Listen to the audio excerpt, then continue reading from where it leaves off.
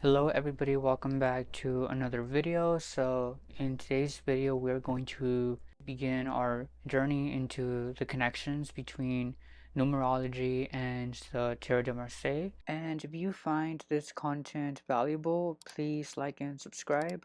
Also, I share weekly Marseille readings and reflections over on Substack, and you'll find the link to that in the description below. And we are going to start with the number 1.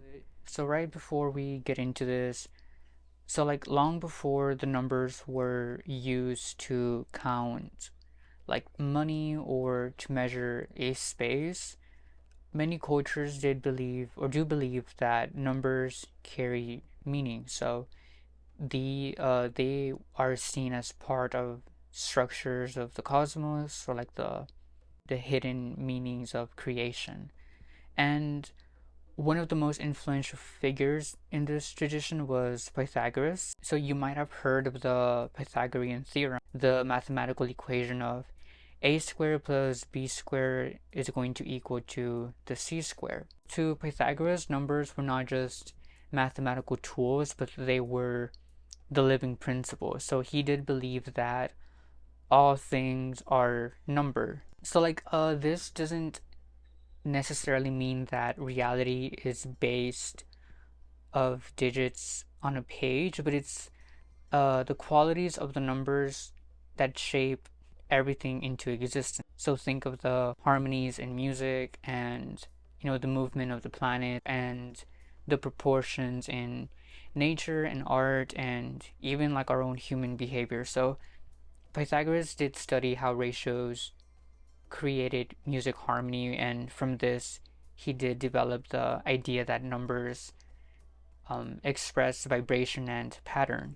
And in the tarot, so we can say that numbers can show up in many different ways. It might be it might be the actual number of the card. So for example, the Emperor card is number 4, or the 6 swords and the 6 of swords. But numbers can also appear in the art of the cards. So for example, there's 3 windows and the tower, and there's 7 small stars in the star card. Or like this one, the temperance card, which has 2 cups. And sometimes the numbers can show up in the geometry of the cards, or like the shapes of the cards. So for example, the triangles in the lovers card, which represents the number 3, or the square in the 2 of cups, which would symbolize the number 4. So Pythagoras did kind of develop the idea that the numbers express vibration and pattern, and so like the numbers became archetypes. So he did believe that that the odd numbers are seen as active and dynamic and have outward movement, and the even numbers, for example the 4 of cups and the 4 of coins, are receptive and structured and stabilizing. However, the number 1 is unique in this system because it is not considered active or passive. Pythagoras also taught that numbers form a sacred sequence from the number 1 through the number 10. And then after the number 10, the pattern begins again, but at a higher level. And this is why for tarot readers, we often look at the numbers of 1 through 10 as a complete core cycle of experience. In numerology, the numbers are not just quantities, they do represent qualities, so symbols of processes that unfold in life. So the number 1 is the root of all numbers. So it does represent the beginning and the unity and the undivided source from which everything emerges. It is beyond duality, so like it is beyond the this or that. It is just that pure point of awareness. So kind of like the center of the circle and the potential before the action. It's kind of like the first breath.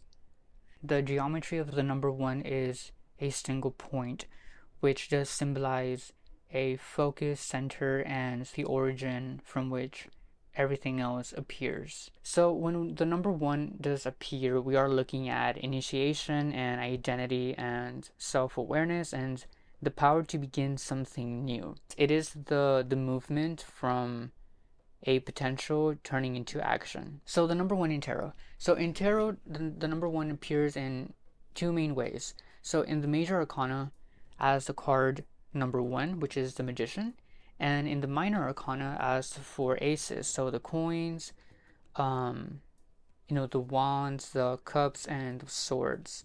So each of these expresses the beginning of a journey, but in different domains of life. We will start with the magician. So the first card of the major arcana. If we look at the card, we can see that the magician does stand at the threshold between the ordinary world and the world of possibilities. So he is kind of like the gatekeeper of the beginning. If we look closer, we do see that there are tools laid out before him. So we see a cup and a sword, the wand, and the coins, which represents the four elements of life. The cups being the emotions, the swords being thoughts, the wands being the will, and the coins being the material reality. If we look at it closer, we can kind of see that the real magic isn't just in the tools, but it is in the awareness of the one who uses them. We can see that like the magician does symbolize a person who is confident. This is all about self-confidence, a person with skill and curiosity, and who is willing to experiment. So like the magician is just like the ability to say that I can begin and I can try. As the number one, it is also important to note that it is also a warning that beginnings can be uncertain and that we may not yet know ourselves clearly. So sometimes we project confidence while there is still chaos beneath the table. If we look at the feet here, we can see that they are both in opposite directions. So this does symbolize chaos happening beneath us. Again, like the magician is all about a potential in motion.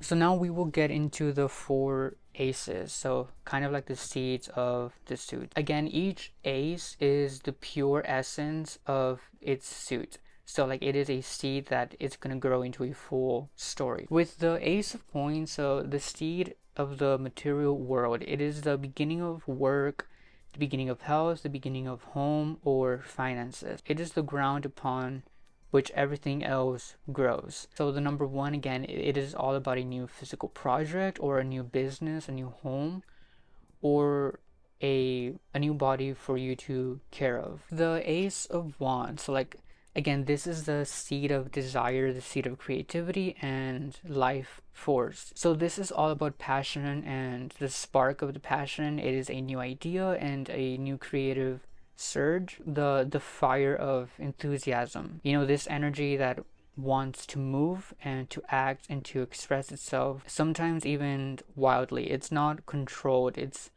just the spark of something new. The ace of cups. So the ace of cups, it's the seed of emotion and love. So again, the cup rises like a chalice of longing. So this is the beginning of affection and intimacy or even devotion. It does suggest a new relationship or like the awakening of deeper feelings. This is like the beginning of the heart opening. It is still very mysterious. We still don't know where it's going, but we do know that it is about emotion and love. The last suit here is the Ace of Swords. So this again is the seed of intellect and the seed of clarity. So the swords are all about thought and making decisions and having a breakthrough. So this is where we cut through confusion and we define a direction. It is also about like confrontations, and truth is going to hurt, but it is going to free us. So again, like when we speak of the number one in the tarot, we are speaking of beginnings and the emergence of self and the ability to take the first step, whether it does appear as the magician taking command of his tools, or like the aces, that offers a seed of a new experience. The number one is all about, from this point something is going to begin. This was the video explaining the number one in tarot and how numerology ties into this. And if you guys did enjoy this video, make sure that you do like and subscribe, and stay tuned for the next video, which is going to be about the number two.